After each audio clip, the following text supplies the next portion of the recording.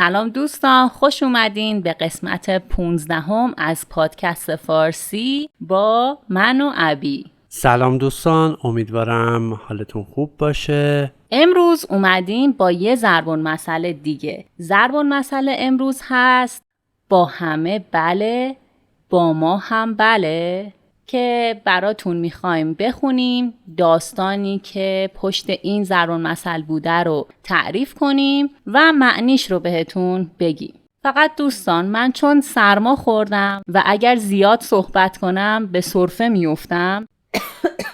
سرفه یعنی همین صدایی که شنیدید. برای همین پادکست امروز رو ابی تقبل کرده و همه رو براتون میخونه، معنی میکنه. دستت هم درد نکنه ابی. خواهش میکنم، دستم درد نمیکنه.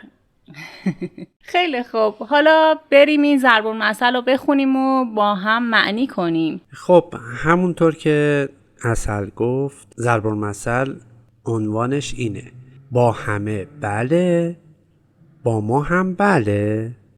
داستانش اینطوری شروع میشه: در روزگاران قدیم بازرگانی بود که ورشکسته شده بود.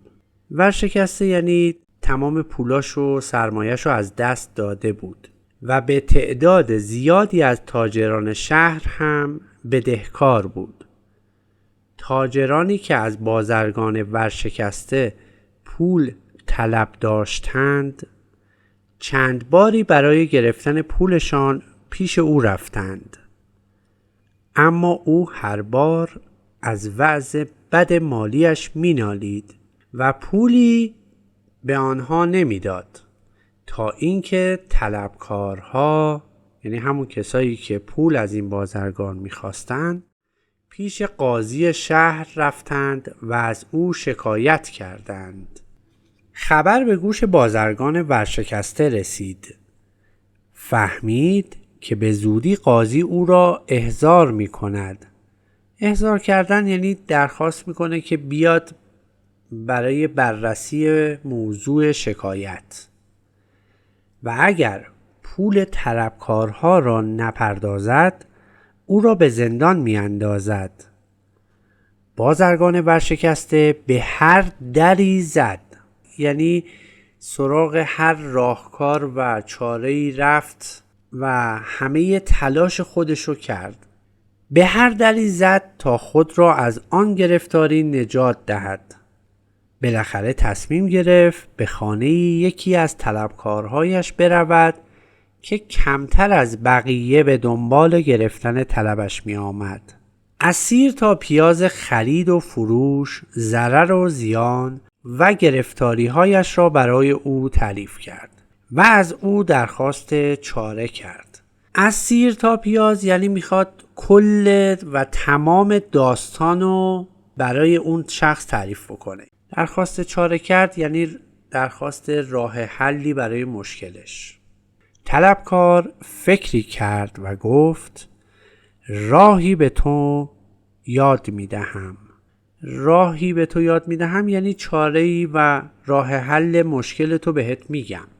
راهی به تو یاد میدهم که دل قاضی برایت بسوزد و تو را به زندان نیندازد و بقیه طلبکارا هم دست از سرت بردارند، یعنی تو رو رها بکنن. دست از سر برداشتن یعنی رها کردن. به شرطی آن را به تو میگویم که پس از خلاصی از دست قاضی و طلبکارهایت تمام پولی را که من از تو طلب دارم بدون هیچ کم و کاستی به من برگردانی. بدون هیچ کم و کاستی یعنی هر آنچه که از تو طلب دارم، همه اون پولی که ازت طلب دارم و یک جا بهم بدی. بازرگان که چاره‌ای نداشت قبول کرد. طلبکار گفت: وقتی پیش قاضی رفتی هر چه به تو گفتند فقط بگو بله، حتی اگر به تو ناسزا گفتند. روز بعد وقتی که بازرگان به نزد قاضی و طلبکارها احضار شد، در جواب همه سوالات قاضی و طلبکارها و افرادی که از او سوالی میپرسیدند فقط میگفت بله. قاضی ابتدا عصبانی شد و بعد مطمئن شد که آن بازرگان به دلیل فشارهای مادی و گرفتاری‌هایی که داشته دیوانه شده است. دیوانه را هم که نمی شود محاکمه کرد. بنابراین او را آزاد کرد و به طلبکارها هم گفت که بروند دنبال کار و زندگیشان. دنبال کار زندگیشان رفتن هم یعنی منصرف بشن از شکایتشون و بیخیال بشن و رها کنند. بازرگان ورشکسته هم بله گویان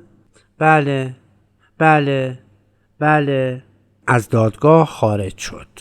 چند روز بعد طلبکاری که راه چاره را به بازرگان آموخته بود به در خانه او رفت و جویای احوال او شد. هر سوالی که میپرسید بازرگان میگفت بله. کی پول مرا میدهی؟ بله.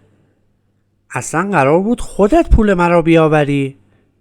بله. چرا ایستاده ای؟ برو پولهای مرا بیاور. بله. دیوانه شده ای؟ بله.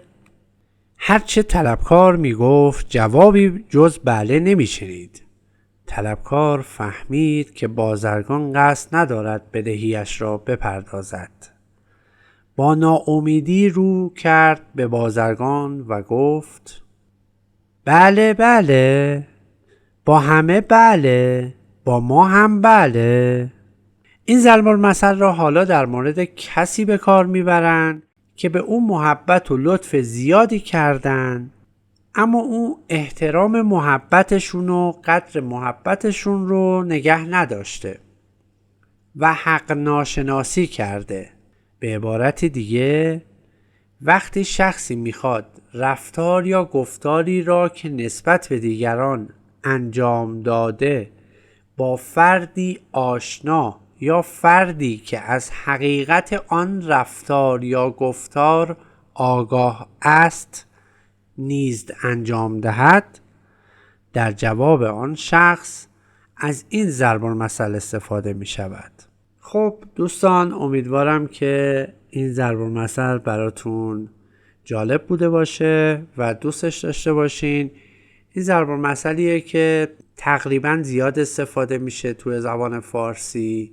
این نکته آخری که پاراگراف آخری که گفته شد کل کاربرد و جایگاه استفادهش رو بهتون یاد داده. خب دوستان، یک دیالوگ بین یه فروشنده و خریدار رو براتون مثال میزنم که کاملا متوجه بشید در چه جایی باید ازش استفاده بکنید. این دیالوگ توی یک موبایل فروشی اتفاق میفته بین خریدار و فروشنده. خریدار: آقا شما فلش مموری 16 گیگابایتی دارید؟ فروشنده: بله، بفرمایید. قیمتش هم 50,000 تومنه. خریدار: 50,000 تومن؟ چقدر گرون؟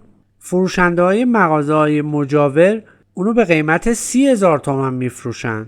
فروشنده: این فلش اصل است. آن فلش های ارزان تقلبی است. خریدار: دوست عزیز، من خودم تا چند ماه پیش همکار شما بودم و در موبایل فروشی کار میکردم. فروشنده: با این حساب شما خودتان فرق جنس اصل و فر را بهتر میدانید. خریدار: بله، خوب میدانم که اینها هم مثل هم هستند. آقا با همه بله، با ما هم بله. خب اینم یه مثال دیگه بود که براتون زدم.